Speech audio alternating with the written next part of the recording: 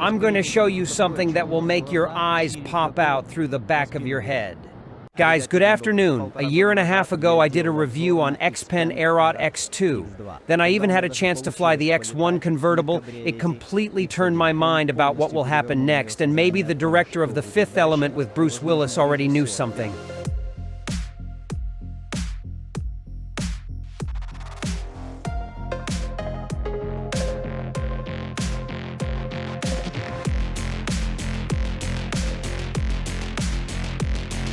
Recently, leaks surfaced on the internet that X-Peng is already tightly testing the next version of its flying car.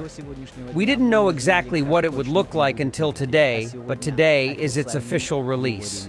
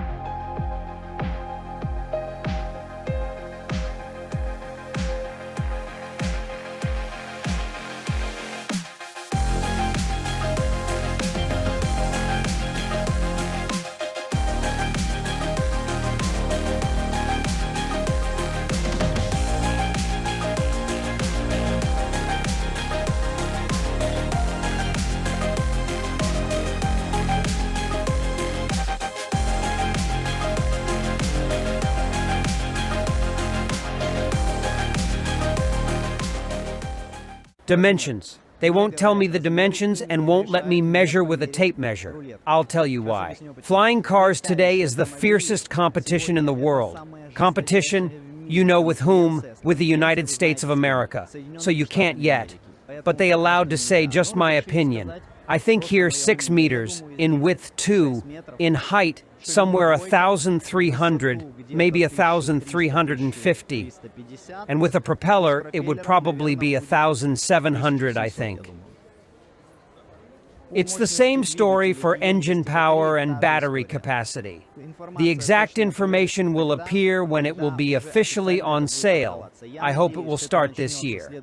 If not, most probably in 2025. In some provinces of China, by the way, they already allow flying. The state has already allowed it. In terms of driving qualities on the ground, it will be a sports car. It is not clear yet what the acceleration power is, but I am told that the acceleration will be no more than that of ordinary, inexpensive sports cars. That is, it will not be some super hypercar with an acceleration of 2 seconds, most likely some 3 and 8, 3 and 9, no more, something like X-Peng P7. We know it's all-wheel drive. It's likely to have 2 electric motors. The battery will be, huge capacity. On safety, they have come up with a system called INP. It calculates a problem at the 1 millimeter level and allows the car to self-heal. Roughly speaking, there will be extra backup batteries, motors, all the sensors. Everything will be redundant. If something malfunctions, the next one is instantly activated. Think about it. That's how I envision it. What's the probability of something failing? There's a chance, right? Minimal, but it's there. What is the probability that something else will fail and yet the car won't land in that time? I don't think there's that probability. For now, they are going to use parachutes, but maybe they will be able to use this system to negotiate with the state to remove parachutes completely, because they are just pointless. Let's talk about the price. Based on the fact that the bodywork here is all carbon fiber, I see 8 motors up here, 2 electric motors at the bottom.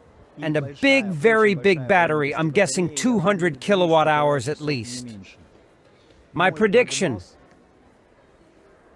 $300,000 plus. Now, there's work being done on what the air traffic rule will look like, what schools you'll have to go to, and what licenses you'll have to get to operate.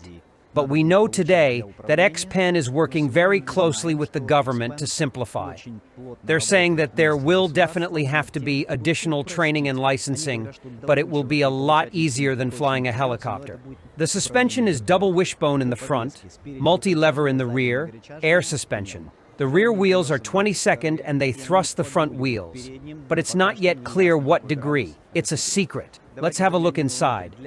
In order for the doors to open, you must first assemble the propellers.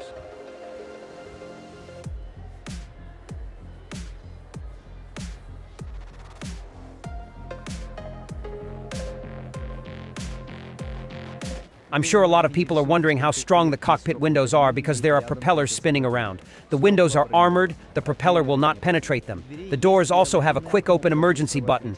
This allows you to not wait for the wings to fold up, stop the propellers, and get out. The X-Peng Aeroht has a flight altitude of about 100 meters. A huge number of lidars, sensors, and cameras will prevent the car from crashing into anything. Two cars flying into each other will not crash. The system will not allow them to do so. Not only that, in cities, civilians will likely be prohibited from driving manually, only autopilot. Inside is a huge transparent screen, a steering wheel. I think the seats are pretty stiff, all genuine leather plus Alcantara, and they're a bit stiff. I don't know how much I could stand in them. Pedals, a pop-up steering wheel, so the helm is the flight controls, the steering wheel on the ground, and a transparent floor.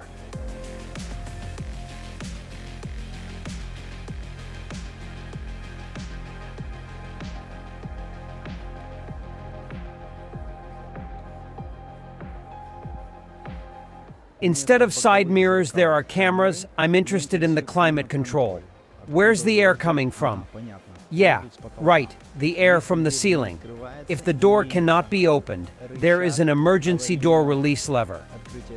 Also, X-Peng Aeroht are going to roll out another interesting model, maybe even this year. I'm going to go and test drive it, of course. It's going to be a six-wheeled, powerful hybrid SUV.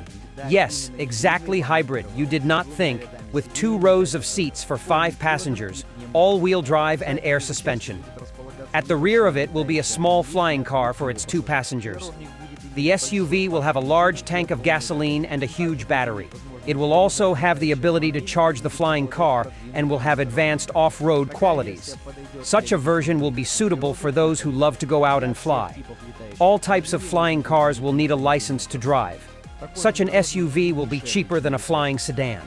My prediction is about $250,000 US. While I'm on my way home, I will say this. After flying the X-Peng Aeroht X1 a year and a half ago, it's not out of my head. All of this, it's just not that exciting anymore. It's completely different up there. From the information I've been able to gather a little bit at a time, my opinion is this. First of all, it is already possible to fly in special places in some provinces. They're fly testers. The first in the cities will fly police, Emercom, medicine, special services, and they will fly, I'm guessing, in about 4 or 5 years. Out of town, they'll be flying in 2 or 3 years. Civilians in cities will fly a little later in about 7 years because infrastructure is needed. And out-of-town civilians will probably fly in 2 or 3 years, along with police, Emercom, and medical. On the license, driver's license, most likely it will be all in the usual driving schools, but a special category which will have to be studied harder, longer, and more seriously.